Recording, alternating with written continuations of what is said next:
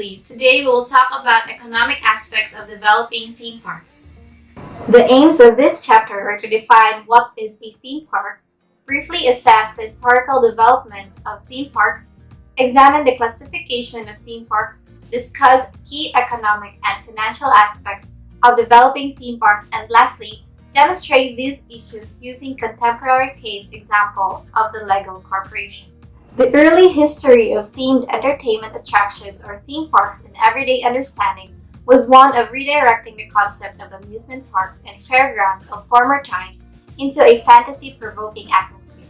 But as is well known, the Walt Disney Corporation has moved beyond fantasy to encompass learning experiences as in the experimental prototype Community of Tomorrow Center, so that fun is also educational, for which the word edutainment has been coined. The underlying principle of the theme park product remains. It is to provide a pleasurable day out for the family and is founded on resolving a long-established market research outcome that families cannot stay together for more than 2 to 3 hours without bickering, unless a variety of distractions are provided. Today, such parks are the modern form of the traveling fairs of yesteryear that have been made obsolete by technology, laws on safety and duties of care to the public, and the increase in leisure expenditure that has reduced the need to travel from one market to another to capture limited spending power. A suitable definition of a theme park is a family amusement complex oriented towards a range of subjects or historical periods, combining the continuity of costuming and architecture with entertainment through rides and other attractions, catering and merchandising, to provoke an experience for the imagination. The Disney Corporation uses the terms Imagineers to describe its designers and what they create or imagescapes through sophisticated audio animatronics tableau that blend fantasy into reality around an activity in a spatial setting.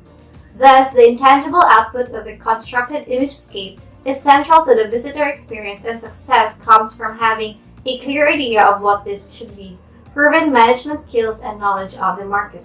According to Wong and Chung, undertook a brochure analysis to produce a classification of park imagescapes into 7 storylines, namely adventure, futurism, international, nature, fantasy, history and culture, and the movies. As a rule, parks tend to have multiple imagescapes designated to zones or lands. But some parks, as in the case of Warner Brothers Movie World, Legoland or Bon Bon Land, which began life as a chocolate factory in Næstved, Denmark in 1930, have one main image running through them. Imagescapes compress history and culture, and thus time and space, into marketable entertainment experiences that have been criticized as no-place places. However, complex or scholarly themes have difficulty producing the emotional experiences necessary to attract family groups and have limited repeat visit potential. This market wants easy access, fun rides and attractions, little waiting in queues, good weather and scenery, and a clean family atmosphere. Normally, such facilities have a pay-one price or POP admission charge and differ from traditional amusement parks in that they tend to be on open sites outside towns and cities, have high management standards, and finished in a themed environment where everything is centrally owned as opposed to being made up of a large number of concessionaires. In the manner of long-established parks, they may offer optional pricing in the form of free or low-cost entry general admission and a pay-as-you-go system, or the opportunity to buy an all-inclusive ticket or book of tickets.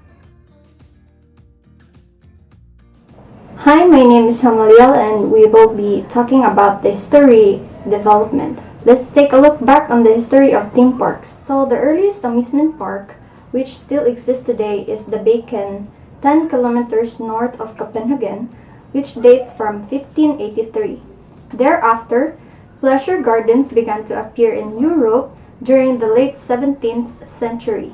For example, in 1661, Vauxhall Garden was established in London at the time of Charles II, featuring music, entertainment, fireworks, games, and even primitive rides. It was swept aside in the Revolution, as were the frivolous activities of the pleasure gardens, but the idea and the name were copied elsewhere in Europe.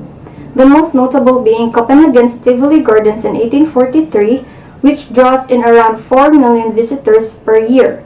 As a result of their growth in popularity, Tivolis became somewhat commonplace and the public's appetite moved on so that many disappeared in the 1850s, some to become dance halls. The next major impetus to amusement park development came from the Industrial Revolution and the growth of urbanization. It enabled the harnessing of power and at first steam and then electricity to build and regulate more powerful rides.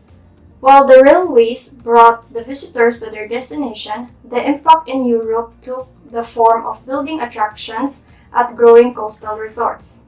And at the ends of the piers, particularly in Britain, where 78 were developed between 1860s and 1910. Very few piers were built on mainland Europe.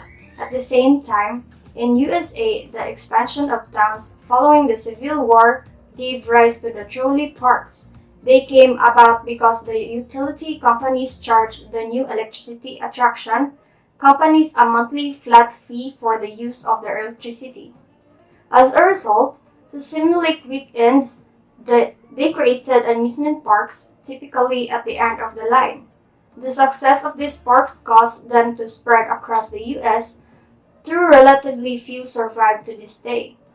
Of the 12 operating, most of the significant Dorney Park that was opened in Allentown in 1884 and it still averages around 1.5 million visitors. It was at Chicago's Columbian Exposition in 1893 that a key architectural innovation took place, with the introduction of George Ferry's giant wheel and the Midway Plaisance with its wide array of rides and concessions. The success of the latter dictated amusement parks' design and the framework in which competition and linkages of customers would occur and develop for the next 62 years, both at home and abroad. The industry in the States experienced growth over the next 3 decades or more, its heart remaining in Coney Island, but this was the end with the Wall Street's crash in 1929. Therefore, the industry struggled to survive and apart from the short-lived post-Second World War boom, parks were now out of the vogue as people in the TV age were looking for more sophisticated leisure than could be found in these old-fashioned and, many instances, depleted parks. To restore the fortunes of the U.S. industry, a new architectural innovation was needed and this was created by Walt Disney in Anaheim, California in 1955. Built at a cost of US $17 million, Disneyland was the largest park investment and that had ever been made. Instead of the fairground style of a Midway Plaisance, with numerous concessionaires, Disneyland offered 5 distinct themed areas: the Main Street USA, Adventureland, Frontierland, Fantasyland, and the Tomorrowland, that provided guests with the fantasy to travel different lands and times, all designed and managed by one organization. As often happens with the new ideas, there were many skeptics who were unable to see how an amusement park without any traditional attractions, such as Ferris wheel or Tunnel of Love, would be successful. They listed a catalog of perceived mistakes that would end in failure.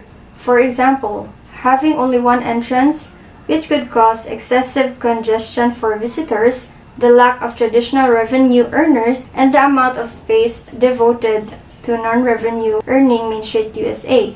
In Europe, the Efteling in the Netherlands was created in 1951 with fairy tales as their central theme and drew in 300,000 visitors in 1952. But it was Disneyland that the agenda for the theme park developments that are so familiar around the world today. Confounding its critics, the park brought in 3.8 million visitors in its first year, a figure that reached over 13.9 million by the millennium.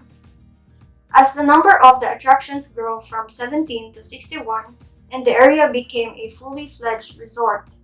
In the beginning, the Anaheim only had 7 motels with 81 guest rooms, and it's now estimated that there are some 50,000 guest rooms within the surrounding areas of the park.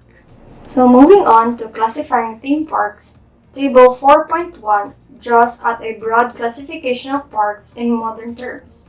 But it should be noted that over the years, the boundaries have become increasingly blurred. Where the population catchment is small and or there are climatic limitations on the season, this has tended to restrict development to the refurbishment of existing parks, some of which have become classics in their own right and are difficult to compare in any other, such as Copenhagen's Tivoli Gardens or the Lisburg Gothenburg in 1923.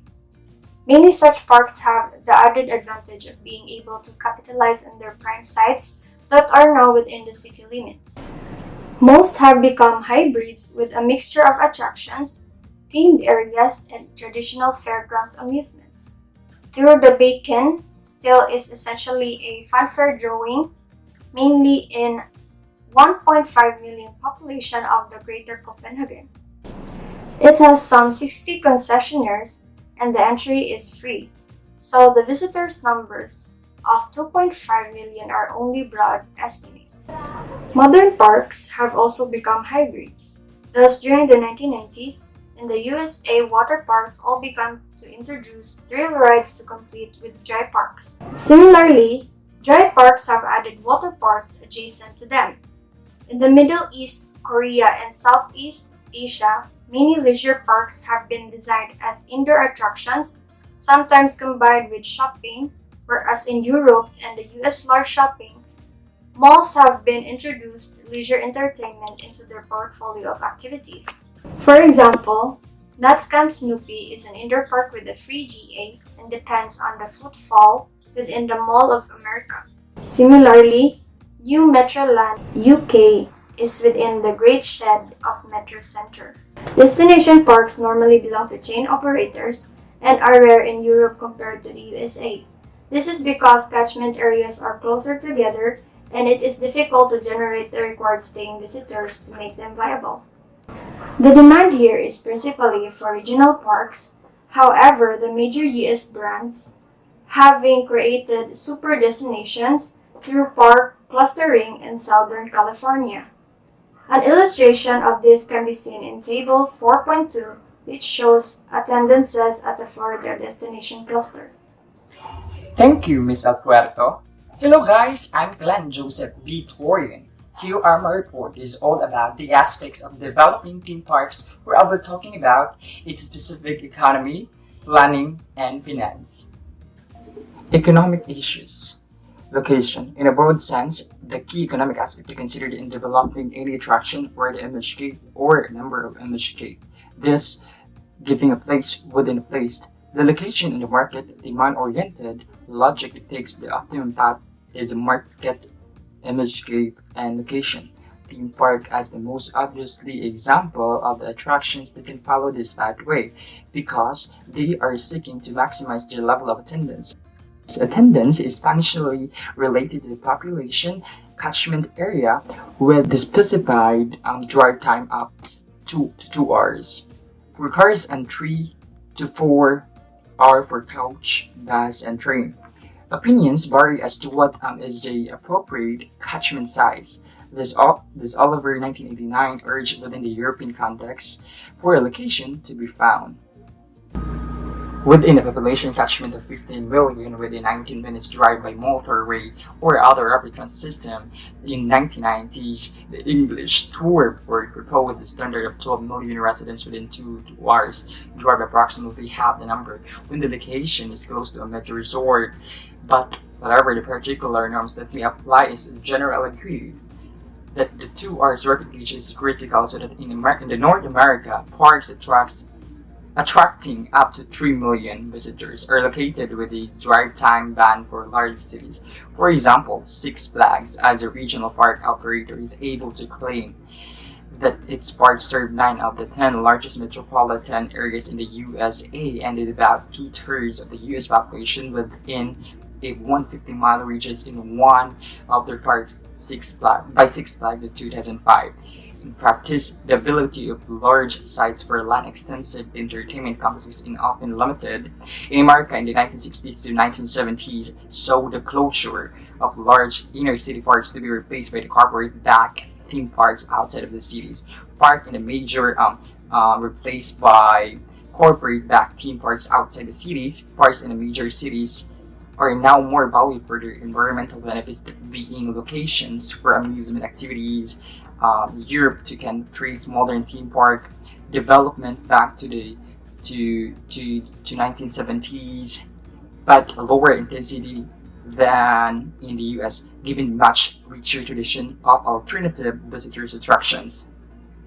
Initially, European parks were concentrated in the north, while the highest level of disposable income and in ownership were to be found. France experienced a building boom in 1980s, and the recent years that concept has spread to initial Portugal and Spain, but both in the Europe become available in under the renewal program. By and large, these sites are strong environmental and physical planning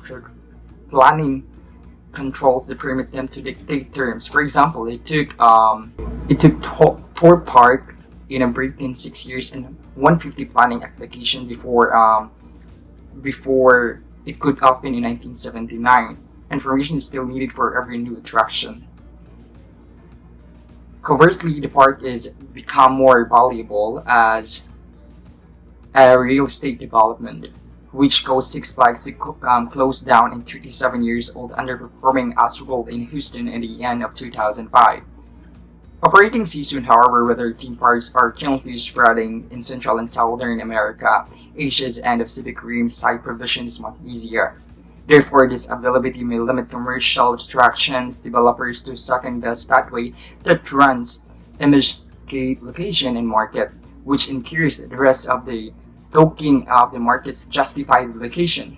Yes, this happened in the case of Disneyland Paris, where the sites were offered at 1971 agricultural prices as part of the French government's regional policy. In spite of the fact that it had already been zoned for urban development, what is important to recognize here is the relocation process may go through the several iterations.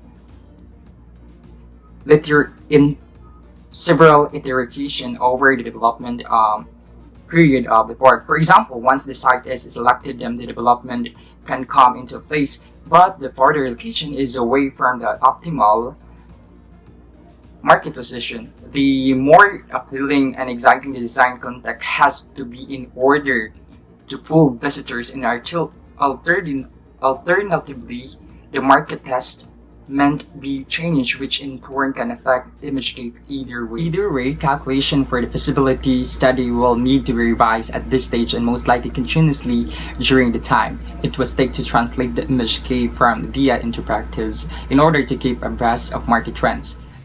Hi, I'm Shine, and now let's talk about the development of theme parks. Theme park planning is normally centered on the first and fifth years of operation, the latter being the design standard, when park operations should have settled and the future of the park is established. The market potential is made up of the resident population in the specified catchment area, visitors to the area, and groups. The latter includes schools, company outings, clubs, and associations. In the calculation of market penetration rates for the park to a certain likely visitor numbers, account has to be taken of disposable income, accessibility, competing attractions, the appeal of the ImageScape, and the level of capitalization required to ensure that visitors have a variety of activities to enjoy during their stay and that they definitely want to return. The last of these is termed the warranted level of investment. The evidence indicates that to minimize the risks of failure, reproductive ImageScapes that evoke known products or events in the mind of the public are most suitable. Thus, the Lego brick was well established as a toy. The Disney characters were well known in the entertainment industry, and as toys, and Universal Studios was famed for its cinematography long before the creation of the parks. They are in fact branded parks that have been established around the success of the core business. Anticipatory or avant-garde ImageScapes, however, are difficult to evaluate in the marketplace because there is no recognition at large of their value. According to McClung in 1991, as theme parks are for the family, then the importance of the children's influence on the decision to visit, particularly with both partners working, must not be overlooked in the images that are portrayed. To balance this, an evening theme with shows and good restaurants will attract adults to the park. Generally speaking, US parks have a greater level of warranted investment and thus higher market penetration rates than European parks. In part, this can also be explained by closer proximity of parks to each other in Europe, which means greater competition through overlapping catchment areas. In addition, parks in the US have a larger percentage of admissions as groups than in Europe. Established parks should generate 35 to 50% of their market as groups. Planning. Planning may be best understood by taking simple numerical examples, say a theme park designed for 1.5 million visitors, which catchment area of about 9 million people as presented in table 4.4. The overall penetration rate is estimated at 9% in the first year, dropping down in the second year, the celebratory pace of launch year, but where the market growth to the design level. The consequence of not achieving the right level of investment can be seen in this example. Undercapitalization was one amongst a number of reasons for Britannia Park in England opening and closing in 1985. In 1987, Psychopolis in Nice had serious cost overruns resulting in a skimping of theming. And also in 1987, Mirapolis in Paris had too small a number of attractions. The outcome was the Psychopolis and Mirapolis both failed to meet their design standard and went to liquidation in 1991.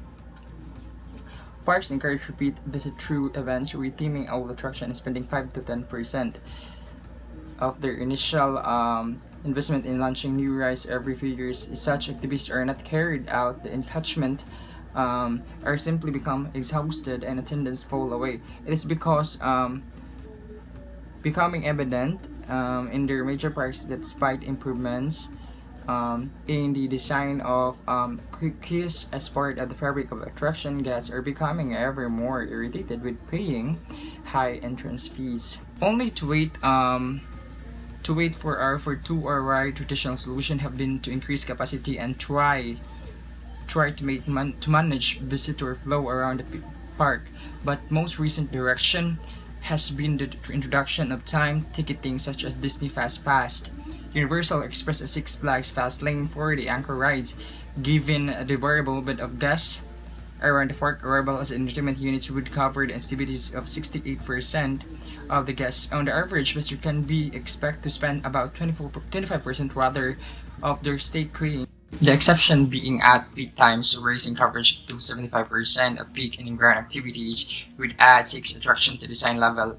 It overall throughout will not increase. It is a matter of economic judgment as to whether higher capacity rides will be added as to maintain the design of level at 29, whether some rides may be phased in as a visitor number adjusted to the park design year, which tend to happen, or whether dealing solely with crane and anchor rides will be sufficient. It is to be whether dealing solely noted that the benefits of reducing waiting times go beyond customer satisfaction as more time is now available to spend in the restaurants and shop. Once the number of rides has been agreed, they are evaluated for their place on the master layout, their suitability for the range of imagescape posed in the park, and their contribution to the balance of experience provided by each zone.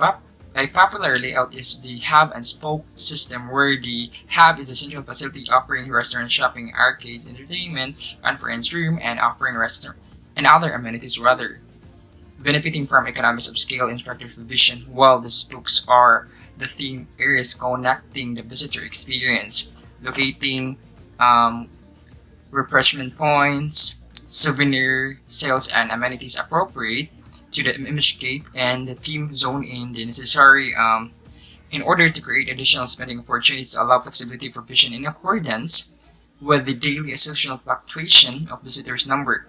It is likely the master layout will go through several iterations refining the details. So as to optimize the park, creative habits are overlooked. For example, the tendency of the family always lunch together in a fixed 1 hour period, as in France. Of course, it is possible to over-design a park so a normal tenant is the soft cost of professional service reopening expenses and other incidental cost should not exceed 30% of the total investment. Theming allows Imagineers to give new meaning to attractions, park facilities, and infrastructure, and can cost as much again or more than the attractions themselves. To be effective, the message is continually repeated in the imagescape of each zone so as to have the highest visitor impact and serving to solidify the entertainment value through the illusion and sense of roleplay created by the use of different storylines and settings. Beyond this, there are a number of other advantages. Park operators are in continual touch with the main ride and attraction manufacturers, so that there is a broad element of similarity in terms of what is on offer. Theming allows parks to develop a sense of individuality and product differentiation. It can also create competitive advantage if it is a popular and well-recognized imagescape. It creates a perception of quality. A memorable environment serves to increase the probability of return. Events may be themed for certain target markets and times to raise attendances. The imagescapes provide passive entertainment for seniors and family members with young children who may not wish to participate in the anchor rides, but enjoy watching others, particularly members of their group, having a good time. Themed entertainment in waiting spots make queuing a less frustrating experience. Well-themed areas, restaurants, and shops can help in managing visitor flows by increasing walk-around time as well as raising secondary spend. Merchandise may be coordinated with themes to encourage purchase. Finance. Draws up a pro forma income statement for the design year of theme parks used earlier as a numerical example. The park estimated cost of $250 as a position to charge an adult entrance of $45, which after sales tax of 8% and discount for children and groups gives an achieved rate just under 70% of the adult gate price. The POP admission system is generally regarded as advantageous for marketing, family budgeting, and enjoyment. It cost efficient and also serves to deter those who may want to come to park and create disturbance through rowdy behavior. Ideally, parks try to achieve a secondary spend in the grounds equivalent to their revenue gain from admission, but the former normally settles in 80% or less of the latter. Income from the sponsored corporate hospitality, and the rental facilities and offer difficult to predict. It is included as a separate category. Other income, the largest item of controllable expenses in a payroll, but only about 30% of this is the salary staff. The remainder being the seasonal employees whose numbers are variable, with attendance marketing expenses account for 5 to 8% of revenue in Europe, but up to 10% or more in US parks. Generally speaking, the operating expenses for theme parks are relatively low yielding and high cash flow, which makes theme parks of multi-product firms of conglomerates such as Universal, Anheuser-Busch, Siege. Yes, the latter owns SeaWorld, where the ability to facilitate contribute to cash flow of overall business promote the product of Budweiser may be given the higher priority to return capital production industries frequently have long lag between incurring costs receiving revenues. In these circumstances, the ownership subsidiary is capable to generating ready cash inflows into the organization on a daily weekly basis and can contribute greatly to total financial stability. In the annual financial accounts, the equivalent of the cash flow listed in the table point 4 would be earning before interest, tax expense, depreciation, and amortization, EBITDA, which is the measure used to allocate resources to business by convention. The industry values parks and acquisition between 8 and 10 their EBITDA. Stands for net income before taxes, R for revenue, I for the other income, C and C for capital and operating expenses, cost of sales plus controllable expenses respectively. The basic income model for this part is N equals R plus I plus C plus C. It may be seen for table 4.5 that C constitute 77.2% of R, of which 40% of R is estimated to be the variable component of C, and 37.2% that fixed element C. From this, it is followed the break-even revenue CAR when only fixed and variable operating costs are accounted for. These results correspond to $39, 899,167 of revenue and 705556 visitors respectively, and gives substantial margin of safety, or MS, defined as the excess of actual or planned revenue over break-even revenue, which in percentage term. However, once the capital expenses total in table 4.4 is introduced into equation to 4.2, the situation changes.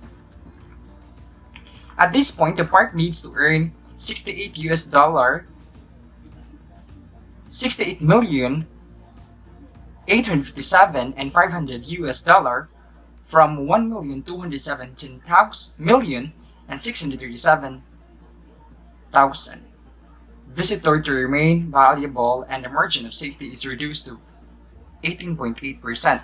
The different situations are illustrated in figure 4.1, in which CC is the operating cost line, giving rise to the first break-even point of B1, representing 257,407 visitors. Beyond this point, the theme park is said to be economically feasible in the R plus I as the existing operating cost, but it is not viable until B2 admission are reached to 805,247 visitors at this point. The park covers all costs, including capital expenses. The triangle EBD indicates the area of the graph where long run will also secure in attendance fell below B2, and clear gap between C and R plus I grows alarmingly as B2. B or equals B1. Thus parks such as Psychopolis designed 100,000 and Merapulos designed 2 million mentioned above quickly closed when attendance settled at 350,000 and 650,000 respectively. Thus the cost structure of theme parks makes them inherently risky projects. The financial term for this being in high operating leverage. This means that parks generally have a high level of fixed costs in relation to variable costs, which makes them financially vulnerable in the downturns in market. Theme park break-even chart. Consequence, providing the capital funding package for theme park is often difficult. Banks will not usually lean more 40% of the required sum, and to the rest has to be found from equity investor who carry the risk. Sponsorship attraction also help, but another important component has been public money, because parks can generate significant spillover benefits and the destination. Many have been given government assistance either through benefits in kind, such as site of infrastructure provision, or grant in aid. Support of this kind acts as substitute equity by reducing investment costs, but it's likely to be no more than 25% or the capital provision, with an absolute ceiling of 50% in public funds made available from all sources. So to conclude our lesson on economic aspects of developing theme parks, the architectural innovations created by Disney in 1955 spread outwards as they were adopted by the amusement park industry. By 1975, the top 30 parks drew in some 65 million visitors. 10 years later, this number had risen to 95 million, reaching 160 million in 1995 and 200 million in 2005. Of the latter figure, 105.7 million attendances were attributable to Walt Disney attractions. As the market has matured, so the major U.S. operators, such as Disney, Six Flags, Cedar Fair, Universal Studios, Paramount, and Anheuser-Busch, have used their economic muscle and expertise to expand overseas normally through acquisition of independents, which simplifies planning issues and joint ventures. The Lego Corporation, as noted above, is exceptional in this instance, for by establishing a park in California, it has bucked this trend. In the UK, the three parks of the Tussauds Group, namely the Alton Towers, Chessington World of Adventures, and Thorpe Park, were all obtained initially through acquisition. The economic downturn following 9/11 put a brake on all of these activities, forcing Six Flags to sell its European division in 2004 and put itself up for sale. But there were no bidders. However, the industry does now see itself in a period of recovery after a period of consolidation, as discussed in Chapter 19 for the principal Florida parks. The next radical innovation coming from Imagineers is the combination of the physical and virtual worlds, producing an enhanced fantasy imagescape, or 4D, though at much greater cost. Thus, Universal Studios, in their Islands of Adventure at Orlando, has established a Spider-Man ride at the cost of $200 million. Costs of this kind can only be endured in parks that are resort destinations, which further increases the competitive advantage of chains over independents. The ride matches 3D imagery with structured sets, as opposed to backdrops and a motion simulator that culminates in a 400-foot sensory drop. In reality, the 12 passenger vehicles never leave the ground and never travel more than a few miles per hour. Paramount's Tomb Raider at Kings Island Park near Cincinnati features a mammoth indoor spinning ride themed to the popular Lara Croft video game and the Angelina Jolie film. Smaller parks are able to afford the cheaper 4D simulator attraction, which combines 3D visuals and the other sensory elements, such as water misters and scent cannons, with theater-style seats that are synchronized to the screened action. In like manner, taking advantage of modern electronics, the new Disney Quest is an enclosed, interactive theme park covering 5 floors with virtual reality video games that can be located in the downtown areas of cities. Moreover, the gambling city of Las Vegas has a history of creative imagescapes to match any of the parks. The Adventure Dome at Circus Circus has some 4.4 million visitors, and Paramount has developed and manages both Star Trek The Experience at the Hilton and CBS Television City at the MGM Grand Hotel and Casino. Not to be outdone, production industries have also seen the benefits of creating experiences for their customers. Notably, the branded parks established by the motor car industry, for example, the Spirit of Ford at Dearborn, USA, and Volkswagen with Autosot and Opel with Opel Live in Germany.